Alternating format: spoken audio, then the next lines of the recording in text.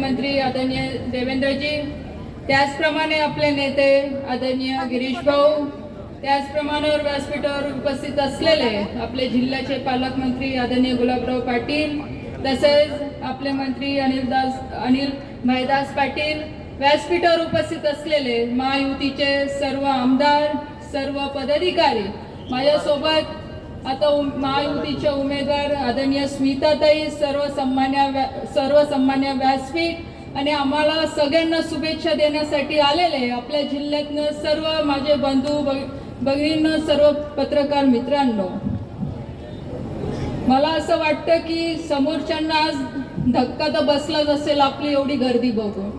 कारण की आज एवढं ऊन असून सुद्धा आपण भर दुपारी एवढ्या मोठ्या संख्येने आम्हाला दोघींना आशीर्वाद देण्यासाठी आपण लोक आज इथे उपस्थित आहात। समोरचे लोक आज कितीही मुद्दे घेऊन पुढे येत असतील किंवा आज किती सांगत असतील की 10 वर्षात आम्ही काही केलं नाही, पण या जनतेला माहित आहे, या संपूर्ण देशातल्या जनतेला माहित आहे, आपल्या जिल्ह्यातल्या जनतेला माहित आहे की ह्या 10 वर्षामध्ये आदरणीय मोदी साहेबांच्या नेतृत्वामध्ये आपण आपल्या जिल्ह्यामध्ये काय कामं केले। आज जे विरोधक इथे टीका करतात की 10 वर्षामध्ये रक्षाताईंनी काही काम केलं नाही, पण मी त्यांना आठवणीने सांगेल की ह्या 10 वर्षामध्ये, ह्या मागच्या 5-6 वर्षामध्ये तुम्ही ज्या रस्त्यावरनं 100च्या स्पीडने गाडी तुमची पळवतात, हा रस्ता सुद्धा आमच्या केंद्र सरकारच्या माध्यमातून, आमच्या नेत्यांच्या माध्यमातून इथे आलेला आहे। आज ज्या तुम्ही इथे शेतकऱ्यांच्या बाबतीमध्ये बोलतात,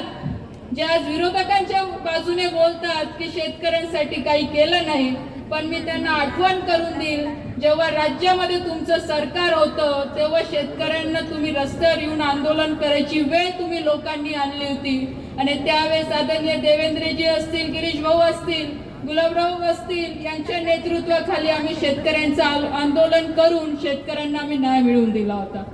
आज मुद्दे काही जरी ते समोर आणत असतील, पण आपल्याला सगळ्यांना माहित आहे की आदरणीय मोदी साहेबांच्या नेतृत्वामध्ये आदरणीय देवेंद्रजी असतील, आपले जिल्ह्याचे नेते असतील, यांच्या माध्यमातून आपण आपल्या जिल्ह्यामध्ये खूप विकासाचे कामं केले आहेत। आणि ही निवडणूक फक्त स्थानिक विषयाला घेऊन नाही, तर ही निवडणूक ह्या देशाच्या विकासासाठी आहे, या देशाचा विकसित भारत करण्यासाठी आहे। आणि आपण सगळ्यांनी संकल्प करायचा आहे की ही निवडणूक फक्त स्मिताताई आणि रक्षाताईला जिंकवायसाठी नाही, तर ही निवडणूक या देशाच्या विकासामध्ये आपल्याला सहभागी होण्यासाठी आहे। म्हणून मी आपल्याला सगळ्यांना विनंती करेल की आपण सगळ्यांनी इथे संकल्प करून जायचं आहे की आदरणीय मोदी साहेबांनी ह्या देशाचं जे स्वप्न बघितलेलं आहे की 2047ला आपल्या देशाला स्वातंत्र्य मिळून 100 वर्ष पूर्ण होणार आहे, आणि जेव्हा 100 वर्ष पूर्ण होतील तेव्हा आपल्या सगळ्यांना सुद्धा अभिमानाने सांगता आलं पाहिजे की त्यावेळेस आम्ही विकासाला मत दिलं होतं, त्यावेळेस आम्ही मोदी साहेबांना मत दिलं होतं, म्हणून आज आमचा भारत हा विकसित भारत आहे। आज समोरच्यांकडे मुद्दे नाही, जसं आज इथे मंगेश दादांनी सांगितलं, संजय राऊत साहेबांनी आमच्यावर टीका केल्या, पण मी त्यांना नक्कीच सांगेल की इथे जळगाव जिल्ह्यातली महिला सुद्धा ही कमी नाही, आणि नक्कीच येणारे 4 जूनला मतदानाच्या माध्यमातून आम्ही सगळ्यांना दाखवून देऊ की आम्ही आज दोघी आज